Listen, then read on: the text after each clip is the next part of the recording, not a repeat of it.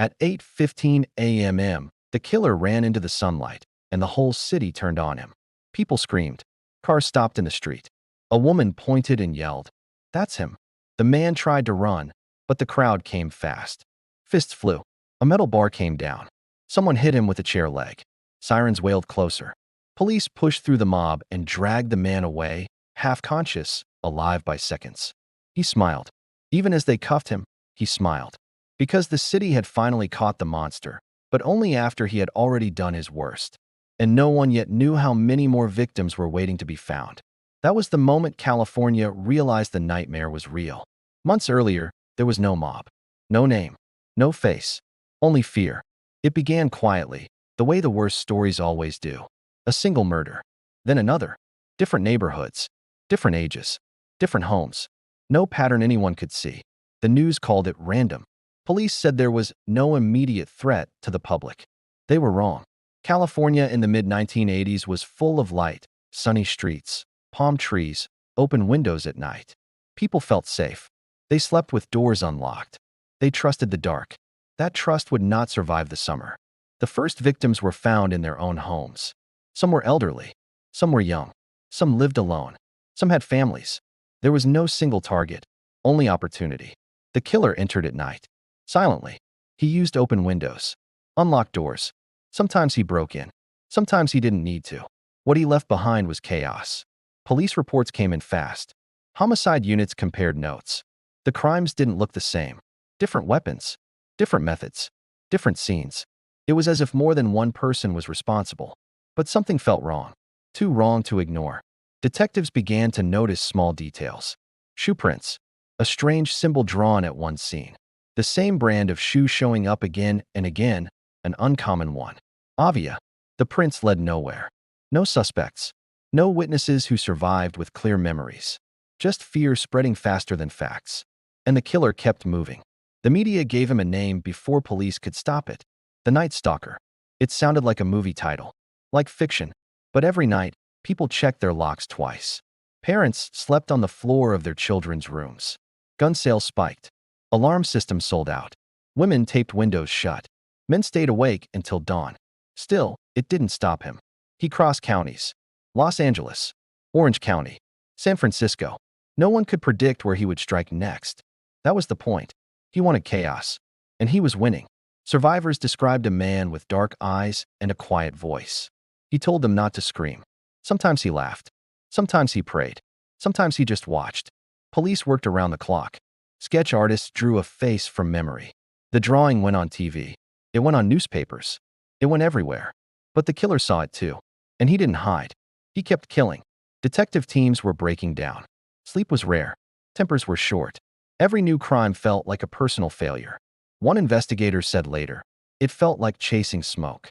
You'd grab it, and it would disappear." Then came the break. A teenage girl survived an attack.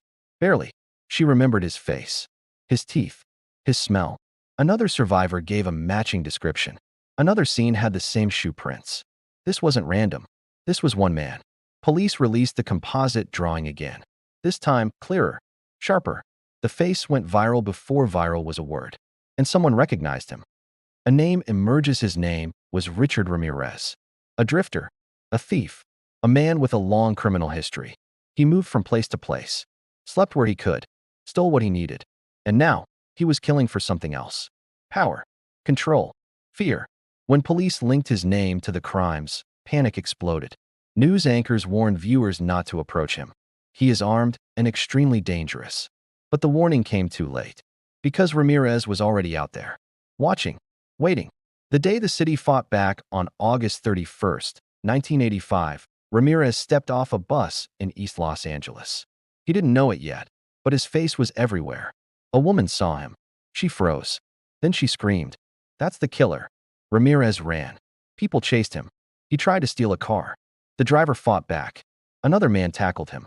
Someone hit him with a pipe. Rage poured out of strangers who had lived in fear for months. This was not justice. This was survival. When police finally pulled him from the crowd, Ramirez was beaten, bleeding, and alive. California breathed again. But the story was far from over. Beyond the arrest at trial, the evidence stacked high. Fingerprints, DNA, witnesses. survivors who looked him in the eye and pointed. The jury found him guilty, sentenced to death. The courtroom was silent. Some cried, some stared. Ramirez raised his hand and made a symbol. Even in chains, he wanted control. But as the state celebrated the capture of one monster, detectives in other parts of California were looking at their own unsolved files. Different years, different victims, different methods, same darkness. And one terrifying question began to form. What if Richard Ramirez wasn't the only nightmare hiding in California?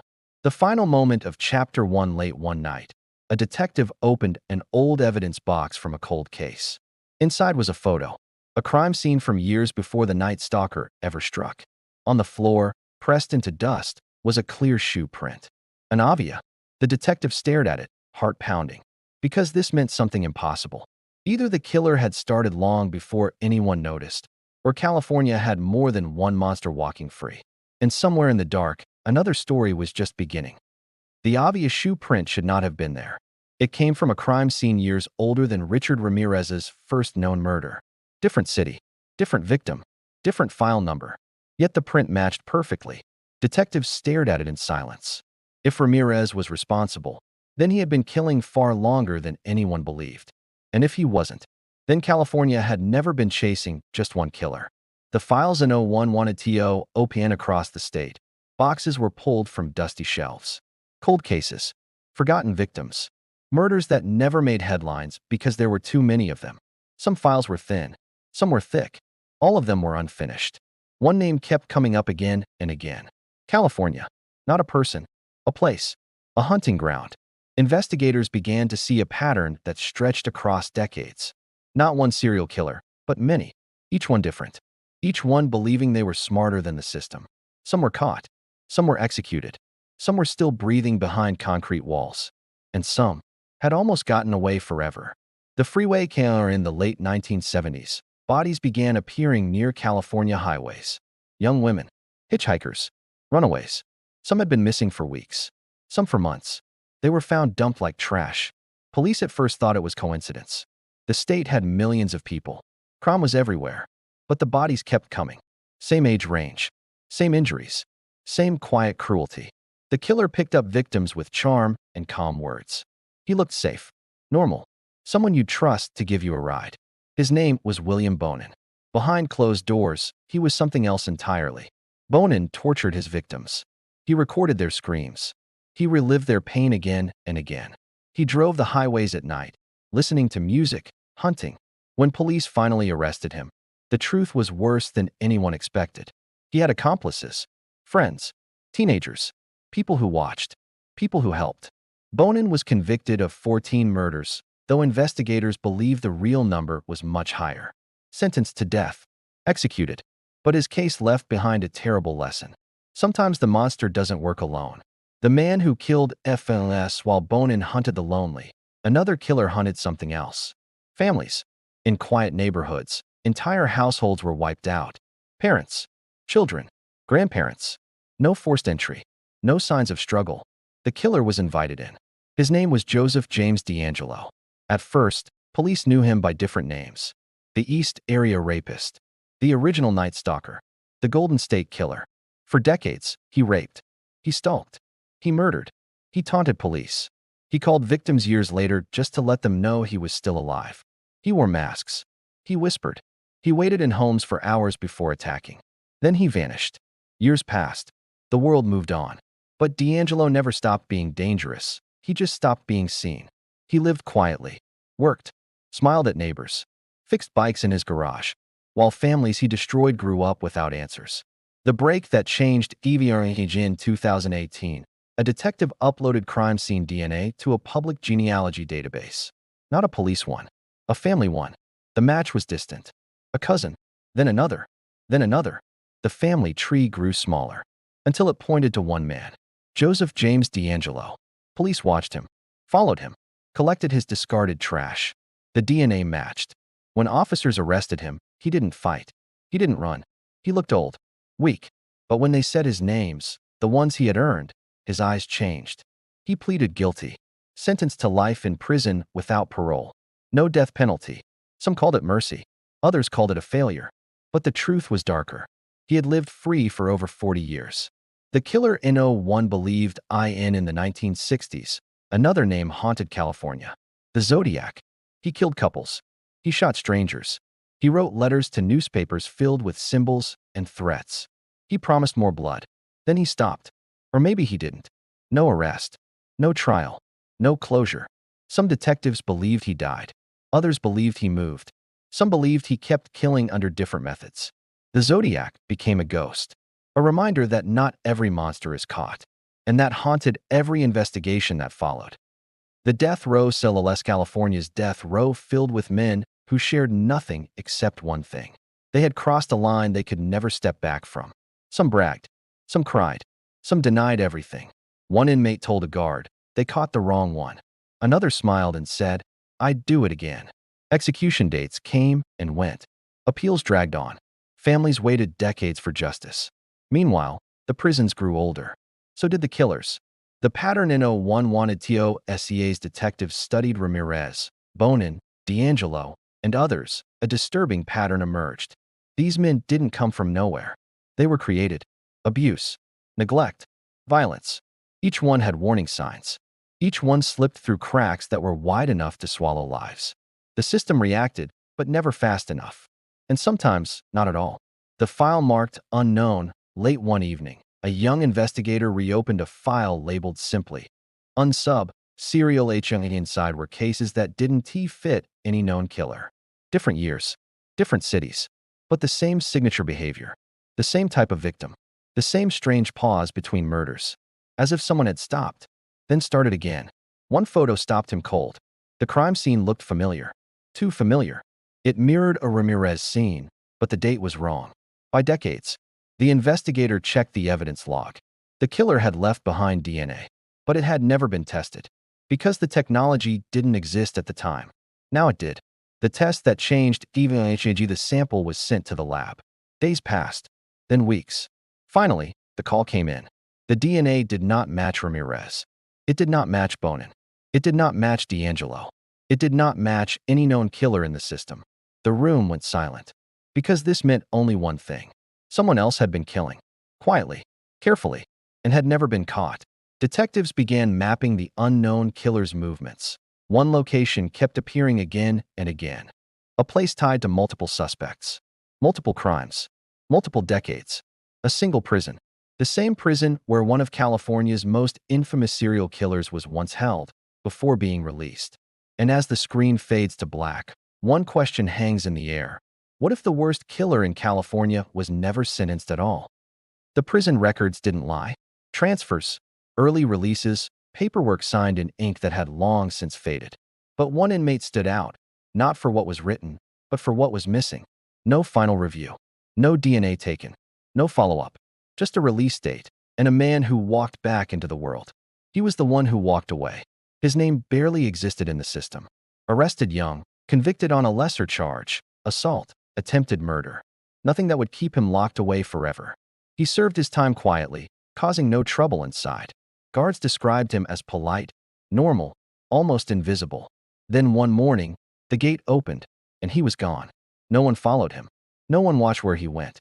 No one thought to check if he was dangerous. But the map on the detective's wall told a different story. Red pins marked murders. Blue pins marked unsolved assaults. Yellow pins marked disappearances. When they added one more color, green, for the known addresses of the released inmate, the room went silent. The dots overlapped, almost perfectly. This was a man without a shadow. Unlike infamous killers who craved attention, this one didn't want the spotlight. He didn't write letters or leave symbols. He chose victims no one would search for too hard. Runaways, people with no close family, individuals whose absence would take time to notice. Some were found months later. Some were never found at all. Others were tragically misclassified as accidents or overdoses. He hid inside the noise of everyday crime. These were the victims who never got names.